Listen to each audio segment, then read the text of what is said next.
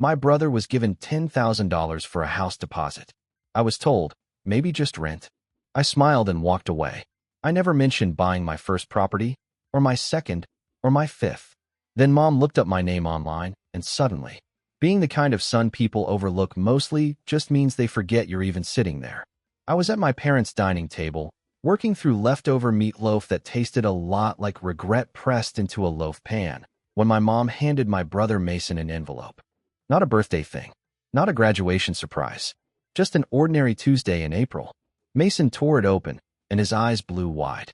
Holy crap, are you serious? My dad grinned like he'd just hit some personal jackpot. You're ready, son. Time to start investing in your future.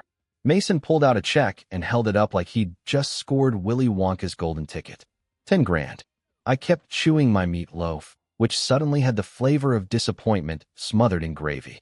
For the house, Mom said, practically glowing. Our little homeowner. Mason was 26. I was 28. Mason had been fired from 3 jobs in 2 years. His credit was so bad credit card companies sent him rejection letters out of pity. He still Venmo requested our parents for gas every other week. But apparently he was ready to own a house. That's awesome, man, I said. And I did mean it. Mostly. Mom looked at me like she'd just realized I hadn't evaporated. Oh, Ethan, how's your apartment? Still in that same place? Still in that same place. Like it was some temporary holding cell I was expected to grow out of eventually. Yeah, I said. Actually, I've been thinking about buying something. Maybe a small rental place. I've saved up about rental property. Dad full-on laughed. Actually laughed, like I'd just announced I was running away to join a circus. Ethan, come on. That's way over your head. You manage buildings. You don't own them. Maybe try renting something nicer first. Baby steps. Baby steps. At 28, Mason smirked into his mashed potatoes and didn't bother saying a word. He didn't have to. I nodded and smiled. You know what? You're probably right. Mom patted my hand in that soft, pitying way meant to be comforting, but mostly made me feel like a puppy that had just peed on the rug. We just want what's best for you, honey. No need to take unnecessary risks. Here's the thing about being the one who lets people down. It's not some big dramatic moment.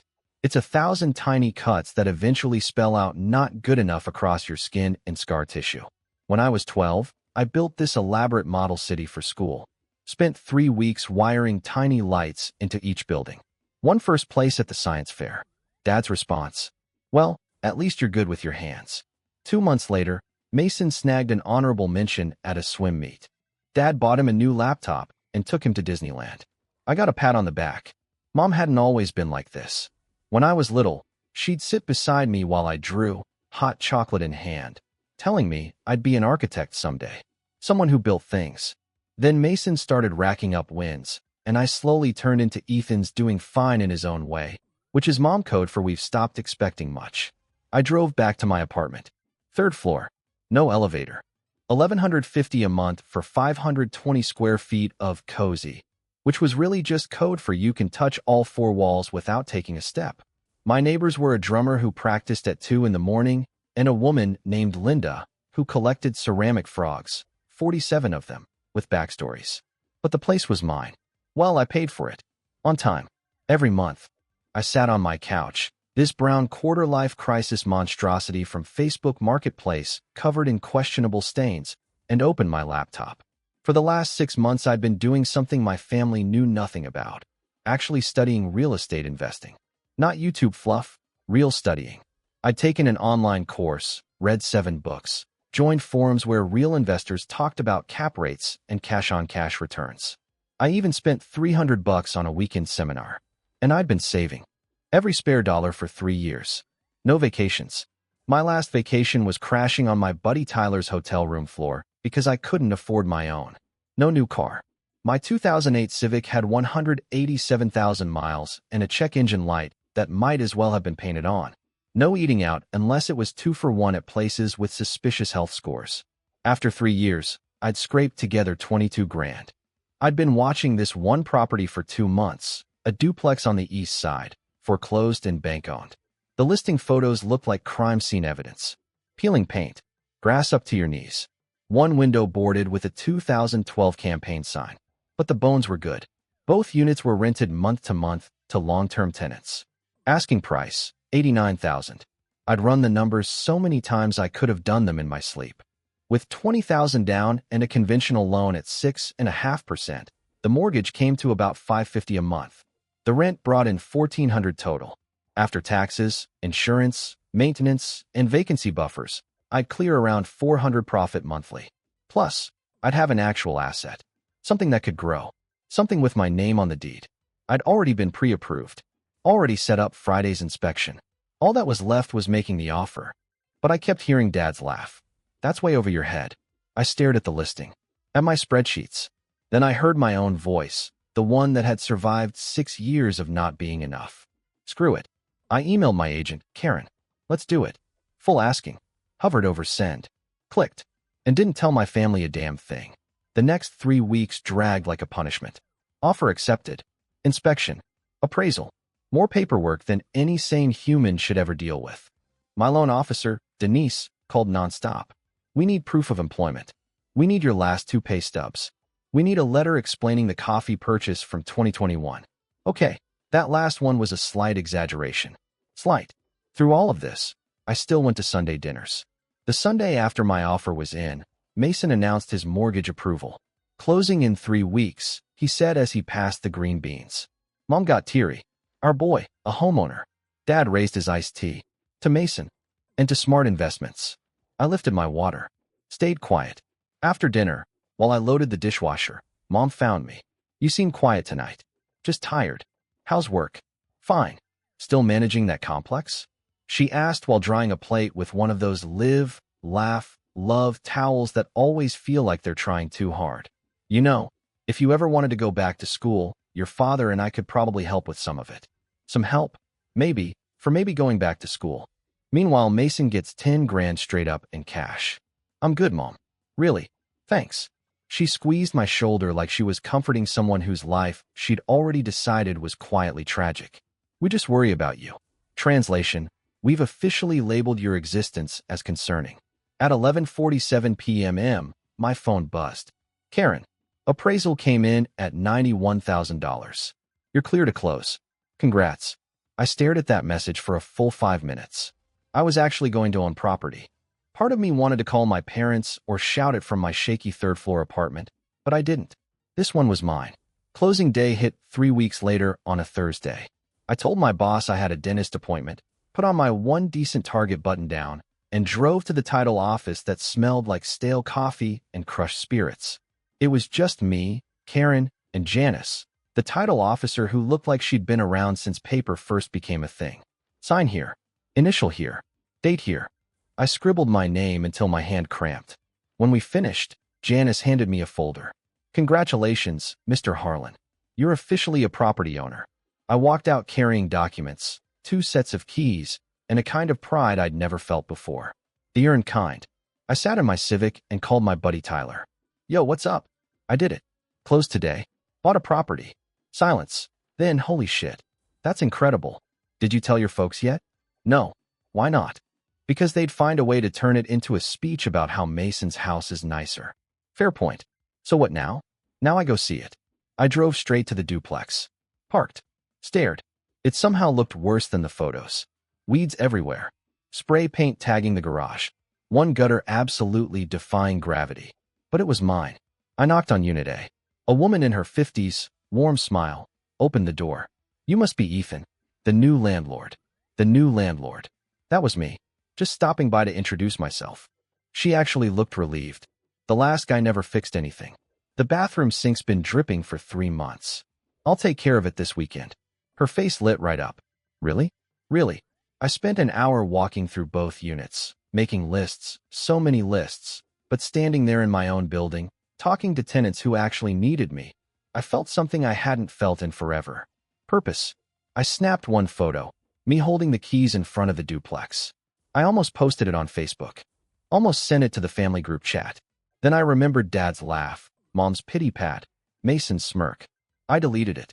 They didn't get to claim this win. Not now. Maybe not ever. That first weekend as a landlord taught me 3 things. 1. Fixing a dripping sink sounds easy right up until you're underneath it with water blasting you in the eyes. 2. YouTube tutorials are liars. Quick 15-minute fix. means 3 hours and 2 emergency Home Depot runs. 3. There's something unbelievably satisfying about repairing something you actually own. I spent Saturday at Unit A fixing Maria's sink, replacing 2 flickering light fixtures that looked like they were signaling ships at sea, and discovering the previous owner fixed the garbage disposal by unplugging it and walking away. Maria handed me homemade lemonade around noon. "You didn't have to do all this," she said. "I told you I would." The last owner said that too. Never came back. I tightened the last connection and flipped the switch. The disposal roared like it had risen from the dead. Maria actually clapped. "You're a miracle worker." I'm just a guy armed with YouTube and pure stubbornness. I drove home exhausted, filthy, carrying a $240 Home Depot receipt, and feeling more useful than my regular job had made me feel in years. Sunday dinner that week was Mason's celebration. His closing had gone through Friday. I brought sale wine from Trader Joe's. The house smelled like pot roast, the official aroma of important family events. Mason and his fiancée, Amanda, were showing everyone photos of their new place. 4 bedrooms, 2.5 baths, 2-car garage, massive backyard. Mom was practically vibrating with joy. "Show them the kitchen." She shoved the phone around. I looked when it reached me. Nice. Cookie-cutter suburban nice. The same layout as every other house on the street. "Congrats, man. Looks great." "Thanks. You should come see it sometime. Maybe it'll inspire you to buy something of your own someday." Someday. Like it was some distant fantasy for the little people. I smiled. Maybe. In the kitchen, my eternal station, Dad came in while I did dishes. "Your brother's really making something of himself," he said, cracking a beer. "Yep. That's what happens when you make smart choices. Stable job. Good woman. Plans ahead." I scrubbed a plate like it owed me money. "You could have that too, you know. If you just focused. Quit the apartment management stuff and got a real career." "I like my job. Do you? Or are you just comfortable being comfortable?" I wanted to say it. Right then. That I owned property. That I'd done it without a dime of help. But something stopped me. Pride. Spite. Maybe curiosity to see how long I could keep it to myself. "I'm doing fine, Dad." He shrugged. "If you say so. Just don't wait too long to grow up." Standing there with my hands in soapy water, I made a decision. I was going to buy another place. Property number 2 hit in October. I'd started checking listings obsessively, morning, lunch break, before bed. Karen probably thought I'd lost it. "You just closed 4 months ago," she said. "You sure you're ready? What about that duplex on Maple Street? The one that needs a new roof?" "That's the one. Ethan, that thing needs at least 10 grand of roof work. But it's 75,000 for a duplex. Even with the roof, the numbers add up." Silence. "You've really done your homework." "I don't sleep much." The Maple duplex was rough. The roof looked like it had survived several plagues. One unit was empty because the ceiling leaked, basically an indoor waterfall. But the other unit had Frank, an older guy who'd lived there 8 years, paid his $650 like clockwork. "I can work with this," I told Karen. "You're either brave or insane." "Can't I be both?" I offered $70,000. They countered at $72,000. I accepted. This time I used a Helicon Property 1 to cover part of the down payment. Riskier. More debt. But the math still made sense, so I closed in November, barely 6 months after buying the first place. Devin helped me clear out the empty unit, and we stuffed an entire dumpster full of junk. "This is insane," he said, hauling another busted shelf. "You seriously own 2 properties now." "Technically the bank owns most of them," I said. "Still, 2 more than I'll ever have. 2 more than Mason has. His house is nicer." "Yeah, but he didn't buy it himself." "You did." That hit me harder than I expected. I spent every weekend for 2 straight months fixing the place. New roof, $9,800. That one hurt. New flooring, $2,100. Paint, fixtures, deep cleaning. By January, both units were rented. Total rent, $1,350 a month. Property 1 brought in about $400 cash flow. Property 2 added $380. Altogether, $780 passive income monthly. 8 months in, I'd made more progress than in 6 years at my day job. The close call happened at Sunday dinner in February. My sister, Emily, the one who pretty much treated me like a piece of furniture, asked what I'd been doing lately. Working mostly. Still at that apartment complex? I'd actually quit in December. The rental income wasn't enough to cover everything yet, but I'd picked up property management contracts for a few small landlords. Same money, more freedom. Sort of doing property management consulting now. Dad perked up. Consulting? That sounds fancy. Not really. Just helping small owners. Mason laughed. So you're still fixing toilets, just at more places now? Everyone laughed. I smiled too. Something like that. What I didn't say, I was fixing toilets in buildings I owned. Buildings worth $161,000 combined, bringing in $780 a month. While I loaded the dishwasher, my eternal duty, Mom found me. I worry about you. You seem distant. Just focused on work. That's good. Focus is important. She hesitated, waiting for something. If you ever need help, I know, Mom. Thanks. She left looking disappointed, like she wanted me to confess I was struggling so she could swoop in. But I wasn't struggling. For the first time in my life, I was winning. I just wasn't telling them. Property 3 showed up in May, a small single-family home near a busy hiking trail. The owner was burned out from landlording. Price, $95,000. I offered $88,000. She accepted instantly. Instead of a long-term rental, I tried something new, a short-term vacation rental. I spent $6,000 furnishing it from IKEA and Facebook Marketplace. Took the listing photos with my phone and a $30 tripod. Threw it on Airbnb. Booked in 3 days. By summer, it was pulling in $2,100 a month, more than both duplexes combined. Devin came to check it out. Dude, this is genius. Why didn't you do this with the others? Learning as I go.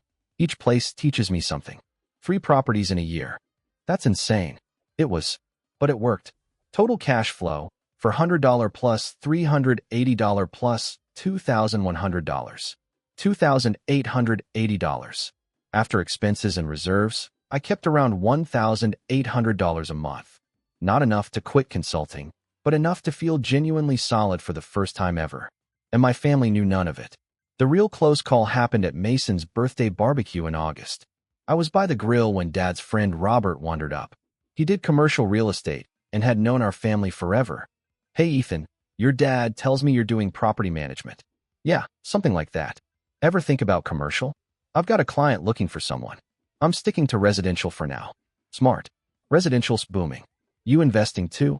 Or just managing? I could feel Dad start listening. A little of both, I said carefully. Good for you. Real estate's the best wealth builder out there. I wish I'd started younger. Then Mason came over with a beer. What are we talking about? Real estate. Your brother's dipping into it. Mason laughed. Ethan, come on. He just manages buildings. Actually manages properties, Robert corrected. That's different. Dad shifted uncomfortably. I excused myself. In the kitchen, Mom cornered me again. Robert seemed impressed. He's just being polite. Are you really investing in real estate? I'm exploring it. That's wonderful.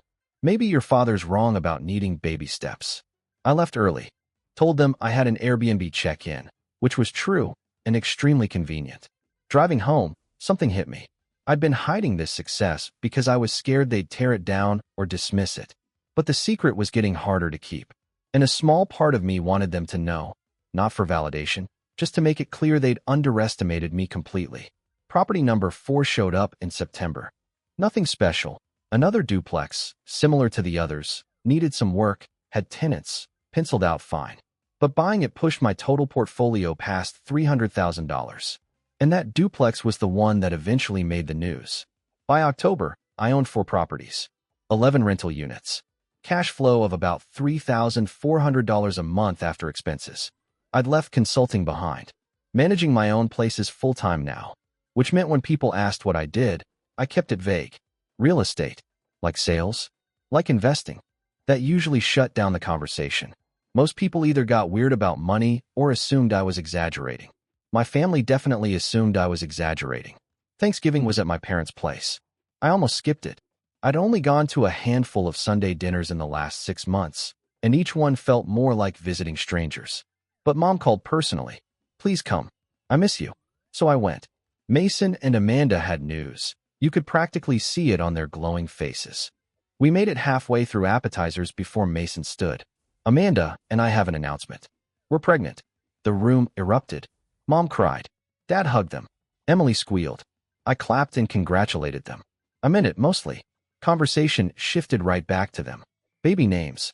Due dates. Nursery themes. You two will need more space, Dad said. When you're ready, we can help again. Family investment. I sliced my turkey and stayed quiet. Emily turned to me. What about you, Ethan? Still doing property management? Real estate investing now. That earned me some confused looks. Investing? Dad asked. With what money? And there it was. I've been saving. Mason snorted, not cruelly, just in that way people do when they truly don't believe you. Dude, investment properties cost a fortune. You'd need, like, 30 grand just for a down payment. I'm aware. Dad put his fork down like he was about to deliver a lecture. Ethan, be realistic. Real estate investing isn't for beginners. One wrong move, and you could lose everything. You should go back to school first. Get an MBA. Maybe then look at real estate. I took a slow sip of water. Counted to 5. I appreciate the advice. The conversation drifted on, but I caught the look Dad and Mason exchanged. The we'll fix his silly ideas later look. Back to the dishwasher, because apparently that's my eternal role. Mason found me. Hey, man, I wasn't trying to shut you down back there. I know. It's just, real estate is risky, he said. My mortgage is killing me. I'm barely breaking even most months. That surprised me. I thought you had it handled. He laughed, but it was the tired kind. Turns out having 100 grand doesn't magically make you good with money. Property taxes, HOA fees, everything's so damn expensive. I almost told him, almost said I owned 4 places already, that I'd learned everything he was still struggling with. But I didn't. Thanks for the advice, I said. The article happened by accident. A local business journal was doing a feature on young real estate investors. They pulled public records. My name popped up. In December, a reporter named Michelle Chin called. Ethan Harlan, I'm working on a piece about millennial investors. Public records show you own 4 properties. Would you be interested in an interview? I nearly dropped my phone. Yeah, that's correct. Would you like to participate? My first instinct was to run, hide, stay invisible. But something in me, maybe pride, maybe exhaustion, said screw it. Sure. The interview was at a coffee shop. Michelle took notes with an actual pen on actual paper. She asked about my strategy, my financing, how I'd started. I told her everything. The saving, the studying, the no vacations, drive a crappy car grind. Did your family help you? She asked. No, they didn't even know I was doing this. She paused mid-scribble. They didn't know? I kept it quiet. They didn't think I could handle it. What changed? I got tired of waiting for them to believe in me. She jotted something down. Self-made investor builds portfolio in silence. People love that angle. The article was set for early January. I didn't tell my family a word. It went live on January 8th. A Tuesday. I woke up to an email from Michelle. Your feature is up. I clicked the link. My name. My photo. My story. Headline. How one 28-year-old built a real estate portfolio in 18 months without family money. All the numbers were there. For properties. Portfolio value, $320,000. Cash flow, $3,400 a month. A quote from me. Success isn't about having advantages. It's about using what you have and refusing to quit. I screenshotted it and sent it to Devin. Devin, holy crap, you're famous. Me, hardly. Devin, your family is going to lose their minds. He was right. The call came at 11:23 a.m. Mom. I answered. Hello? Ethan. Her voice shook. Someone sent me an article. About you. About real estate. It says you own 4 properties. Is that true? Yes. Silence. Heavy. Long. Ethan, how? When? Why didn't you tell us? I tried, remember? You laughed. We didn't. We thought you were just talking. I was doing it the whole time. While you worried I'd never grow up. Her voice cracked. It says you're worth over $300,000. That's the property value, Mom. I still owe mortgages. I heard her breathing, fast and uneven. I need to call your father. She hung up. 10 minutes later, the family group chat blew up. Dad, Ethan, call me. Now. Mason, dude, is this real? This article? Emily, what? You own 4 properties? Mom, why didn't you tell us? I watched the messages roll in, watched them try to make sense of something that didn't fit their version of me. Finally, I typed, it's real. Built it myself. No help. No family money. Just work. The chat went silent. Then Dad, we need to talk. Sunday dinner. Be there.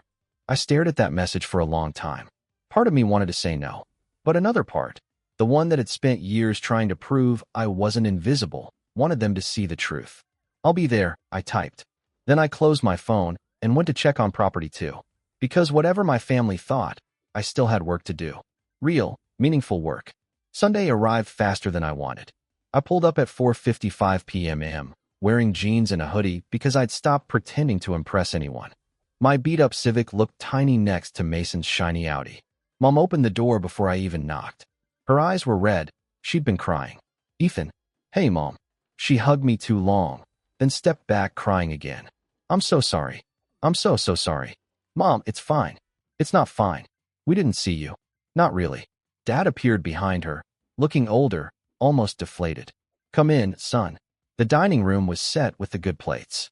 Pot roast again, Mom's comfort meal of choice. Mason and Amanda were there. Emily and her husband, Tom. Everyone staring at me like I'd come home from war. I sat in my usual seat. "So," Dad began, clearing his throat. "We read the article. I figured. For properties, and all in 18 months. "Yeah." Mason leaned in. "How did you even? Where'd you get the down payments?" "Saved it. 22,000 over 3 years. Used creative financing for the rest. Helix. Seller financing on one. Regular bank loans too." Mom blinked at me. "But we thought you were barely scraping by. Living in that tiny place. Driving that old car." "I chose to live cheap so I could invest." Dad set down his fork, the way he does when he's about to admit something painful. "I told you it was over your head." "You did. I was wrong." He said it quietly, voice catching. "I was wrong about you. About what you could do. About what success looks like. You weren't failing. You were building something I never bothered to look at closely." Mom nodded, tears sliding down her cheeks. "When I saw you on Sunday, you looked completely lost," Mom said, "like you were stuck or drifting. But now I realize you were just working, planning, already 10 steps ahead of the rest of us." Emily chimed in, saying the article called me one of the most successful young investors in the entire metro area. That's what they wrote. "And you managed all of it without any help, without the 10,000 Mason got." Mason shifted in his seat, uncomfortable. "Speaking of that," he said quietly, "I owe you an apology. I took that money knowing you didn't get a dime. I told myself it was fair because I believed I was more prepared, but really, I just didn't want to upset anything." "Thanks," I said, and I genuinely meant it. Amanda squeezed his hand and added, "We've talked about this. About the way you two were treated so differently. It wasn't on purpose." Mom rushed in. "We honestly thought." "Well," Mason seemed to need more support. "You always struck us as so independent." "Independent was basically code for forgotten," I said. Not in anger, just stating the truth. She flinched but nodded. "You're right. And I'm sorry." Dad cleared his throat again. "Can we see them?" he asked. "See what?" "Your properties. What you built." I looked around the table at all of them. People who doubted me, dismissed me, shrugged me off for years, but also at Mom's red eyes, Dad's real regret, Mason's uneasy honesty. They weren't perfect. None of this was some big movie reunion, but it was something. "Yeah," I said. "You can see them." Saturday morning, I gave everyone the tour. First was Property 1, the original duplex where everything began. Maria came out as soon as she spotted us and hugged me, telling my parents I was the best landlord she'd ever had. Mom started crying again. Property 2 was next, the rough one with the new roof. Frank was outside tending his garden and waved, telling my dad how I'd fixed his sink in 20 minutes even though the last owner ignored it for months. Dad nodded like he was recalculating his entire view of me. Then Property 3, the Airbnb. Emily walked through it slowly, like she was looking at art in a gallery. "This is beautiful, Ethan. Really beautiful." She didn't say anything else. Just took it in. Property 4 we only drove past since the tenants were home, and I didn't want to bother them. We ended up at a coffee shop, sitting outside in the cold November air with warm drinks in our hands. "You built all this," Dad said. "Without us." "Yeah, I don't even know what to say," he admitted. "Except I'm proud of you. Really proud." "Thanks. Can I ask you something?" Mason said. "Sure." "Are you angry? At us?" I thought about it. Really thought about it. I used to be. For a long time. But not anymore. Why not? Because holding on to that anger was just keeping me stuck. And eventually I realized I didn't need your approval to succeed. I just needed to keep doing the work. Mom reached across the table and squeezed my hand. "Can we start over? Can we do better?" Maybe, I said, but things are going to be different. I'm not coming back to play the disappointment again. If I'm part of this family, it's as an equal. That's fair, Dad said. We sat there talking, actually talking, as the sun started dipping down. It wasn't perfect. There were years of hurt that weren't going to disappear in one afternoon. But it was a beginning. 3 months later, I closed on property 5, another duplex, this one in much better shape, and the numbers were spot on. For the first time ever, I posted about my real estate journey online. The caption read, Property number 5. Started with nothing but a dream and a savings account. No family money. No inheritance. Just work. If you think you can't do it because no one is helping you, you're wrong. You just have to start. Within an hour, it had 200 likes, comments from strangers saying thank you, messages from people asking for advice, and one comment from Mom. So proud of you, sweetheart. Always have been, even when I didn't show it right. Love you. I liked her comment. Devin called right after. 5 properties. Dude, you're basically a real estate mogul now. I laughed. I'm just a guy with 5 small places who still drives a Civic with a permanent check engine light. Yeah, but now that's by choice, he said. And he was right. I'd built something real. Something nobody could take away. Something made from nothing but sacrifice, stubborn discipline, and refusing to shrink just because other people couldn't see me. That evening, I drove to Property 1 and sat on the front porch, watching the sun sink down. My phone buzzed, Dad. Hey, son. Your mother and I were talking. We'd like to take you out to dinner. Celebrate the right way. Wherever you want. A year ago, I would have looked for the catch. Now I just smiled. Sure, Dad. That sounds good. We set it up for Tuesday. I hung up and looked at the duplex. The first place, the one that started everything. It wasn't flawless. The paint needed touching up. The lawn was a mess. But it was mine. Just like the life I'd fought for. Not perfect. Not easy. But completely, undeniably mine. And that was enough. Honestly, it was more than enough. It was everything.